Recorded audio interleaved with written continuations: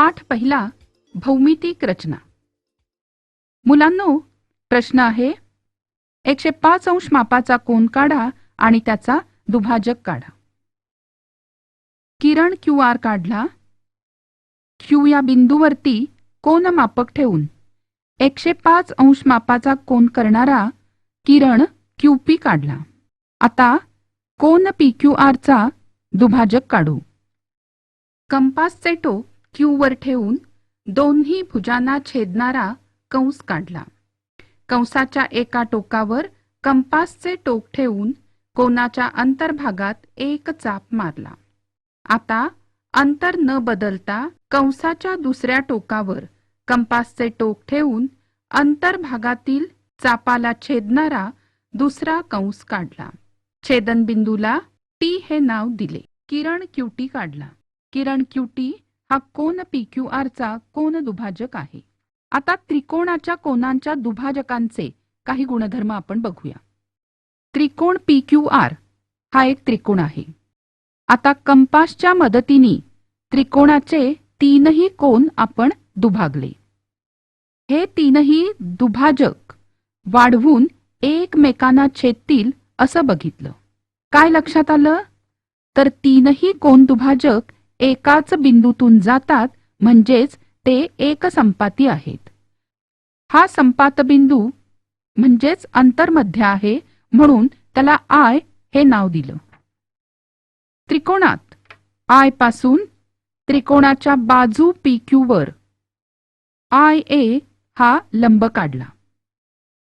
बाजू QR वरती IB हा लंब काढला.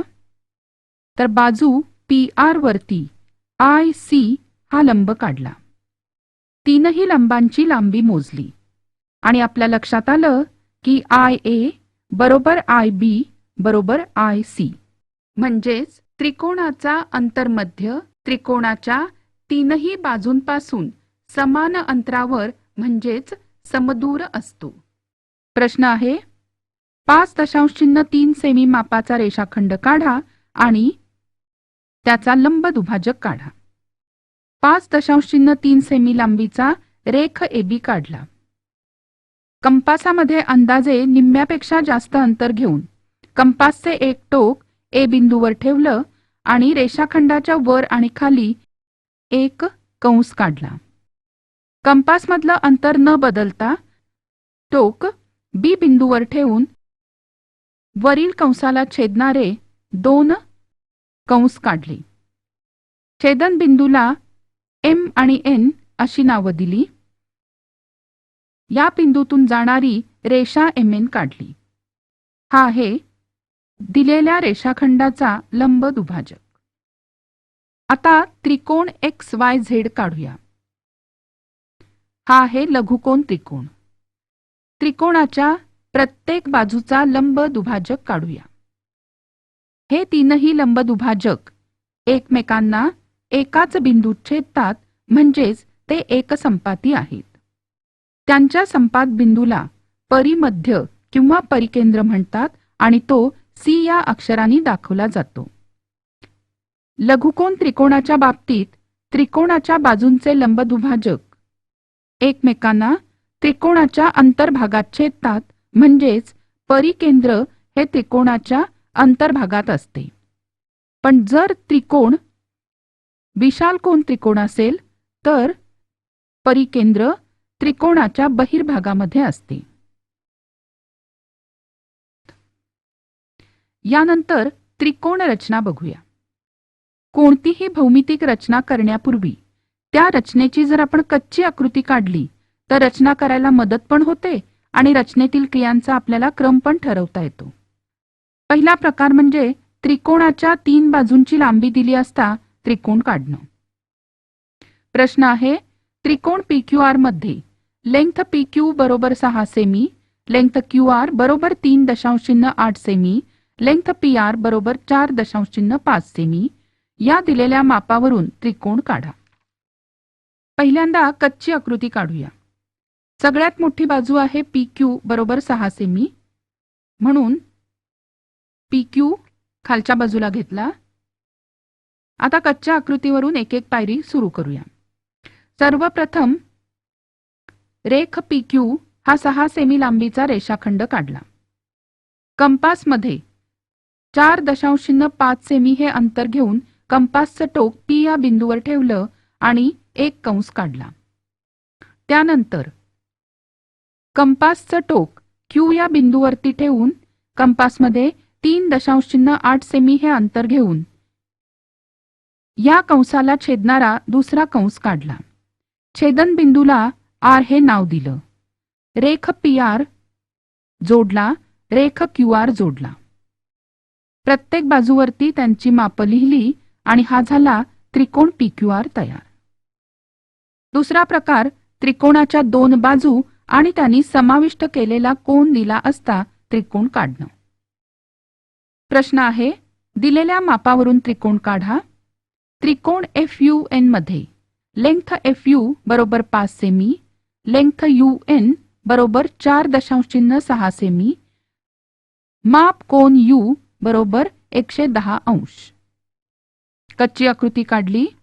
सर्वप्रथम 5 सेमी मापाचा रेख FU काढला. U वरती कोनमापक ठेवून 110 अंशाचा कोन करणारा किरण काढला.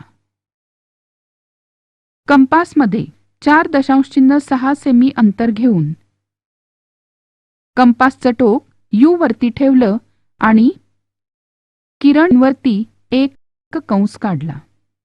या ठिकाणी छेदनबिंदूला N हे नाव दिलं.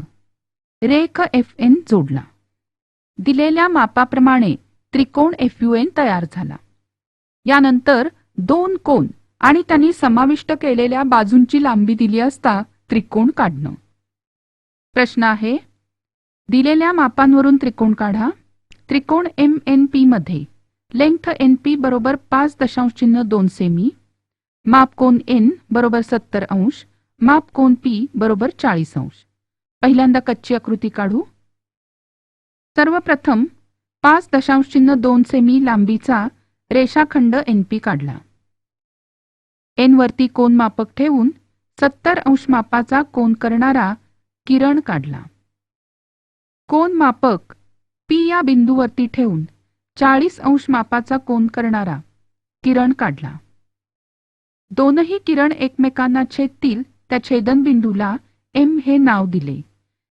दिलेल्या मापाचा त्रिकोण MNP तयार झाला. दिलेल्या मापावरून त्रिकोण काढा. त्रिकोण EFG मध्ये लेंथ EG बरोबर 6 सेमी, माप कोन F बरोबर 65 अंश, माप कोन G बरोबर 45 अंश. सगळ्यात पहिल्यांदा कच्ची आकृती काढूया. परंतु कच्ची आकृती काढताना असं लक्षात येतं की रेषाखंड EG ला समाविष्ट करणाऱ्या कोन E आणि कोन G यांची मापं देणं गरजेचं आहे. परंतु या ठिकाणी कोन E चं माप दिलेलं नाही. मग आता या ठिकाणी आपण त्रिकोणाच्या तिन्ही कोनांच्या मापांच्या बेरजेचा गुणधर्म वापरूया. त्रिकोणाच्या तिन्ही कोनांच्या मापांची बेरीज आहे 180 अंश. म्हणून मापकोन F अधिक मापकोन G बरोबर 65 अधिक 45 बरोबर 110 अंश. म्हणून मापकोन E बरोबर 180 वजा 110 बरोबर 70 अंश. आता आपल्याला त्रिकोण EFG काढणं सोपं जाईल. पहिल्यांदा रेषाखंड EG हा 6 सेमी मापाचा रेषाखंड काढला.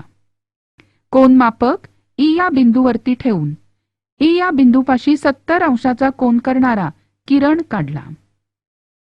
कोन मापक G या बिंदूवरती ठेवून 45 अंश मापाचा कोन करणारा किरण काढला.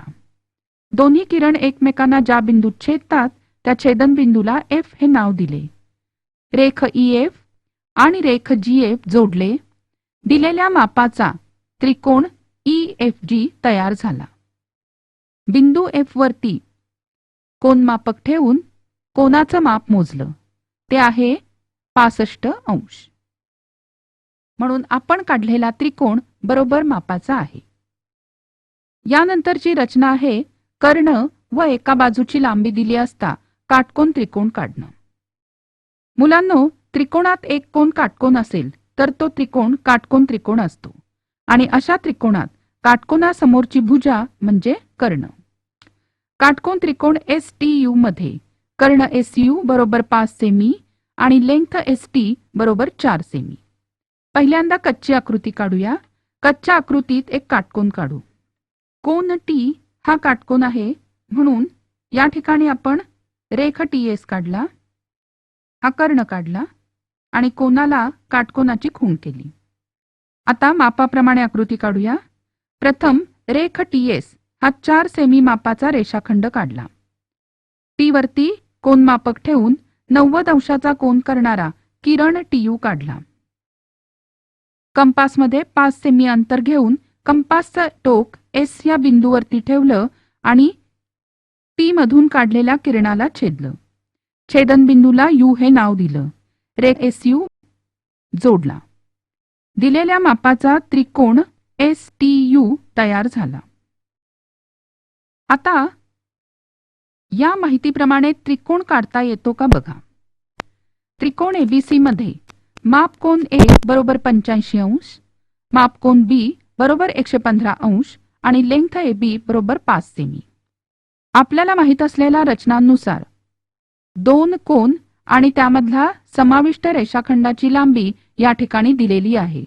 म्हणजेच त्रिकोण काढायला कोणतीही अडचण येणार नाही असं आपल्याला वाटतं. परंतु एकदा दोन्ही कोनांच्या मापांवर आपण नजर टाकली तर लक्षात येईल की या दोन कोनांच्या मापांची बेरीज आहे 200 अंश. पण आपल्याला माहिती आहे की त्रिकोणाच्या तिन्ही कोनांच्या मापांची बेरीज असते 180 अंश, म्हणून हा त्रिकोण आपल्याला काढता येणार नाही. यानंतर रेषाखंडांची एकरूपता. या ठिकाणी आपल्याला दोन रेषाखंड दिसतायत. रेषाखंड AB आणि रेषाखंड PQ. दोन्ही रेषाखंडांची लांबी मोजली असता आपल्याला समजतं की दोन्ही रेषाखंडांची लांबी समान आहे आणि म्हणून रेषाखंड AB आणि रेषाखंड PQ हे एकरूप आहेत. म्हणून रेख AB एकरूप रेख PQ. जर रेख AB एकरूप रेख PQ म्हणजेच रेख PQ एकरूप रेख AB. जर रेख AB एकरूप रेख PQ, रेख PQ एकरूप रेख MN, तर रेख AB एकरूप रेख MN हे लक्षात घ्या. म्हणजे एक रेषाखंड दुसऱ्याशी आणि दुसरा तिसऱ्याशी एकरूप असेल तर पहिला रेषाखंड तिसऱ्याशी देखील एकरूप असतो. आता या ठिकाणी तुम्हाला एक रेषा दिसतीये. या रेषेवर लगतच्या कोणत्याही दोन बिंदूंमध्ये समान अंतर आहे. त्यावरून रिकाम्या जागा भरा. रेख AB एकरूप रेख टिंबटिंब. AB ही दोनही अक्षरं सलग आहेत. म्हणून कोणतीही दोन सलग अक्षर असलेला रेषाखंड या ठिकाणी एकरूप असू शकतो. म्हणून रेख AB एकरूप रेख BC. रेख AP एकरूप रेख टिंबटिंब. A आणि P ही एकूण अक्षरं आहेत 1, 2, 3, 4, 5, 6. म्हणून सलग 6 अक्षरांचा कोणताही गट घ्या, तो रेषाखंड इथे एकरूप असेल. म्हणून रेख AP एकरूप रेख ZB. यानंतर कोनांची एकरूपता. ज्या कोनांची माप समान असतात ते कोन एकरूप असतात. म्हणून जर कोन LMN एकरूप कोन XYZ तर कोन XYZ एकरूप कोन LMN. त्याचप्रमाणे जर कोन LMN एकरूप कोन ABC आणि कोन ABC एकरूप कोन XYZ तर कोन LMN एकरूप कोन XYZ. लक्षात ठेवा, कोनांची एकरूपता भुजांच्या लांबीवर अवलंबून नसते. यानंतर वर्तुळांची एकरूपता. ज्या वर्तुळांच्या त्रिज्या समान असतात ती वर्तुळं एकरूप असतात.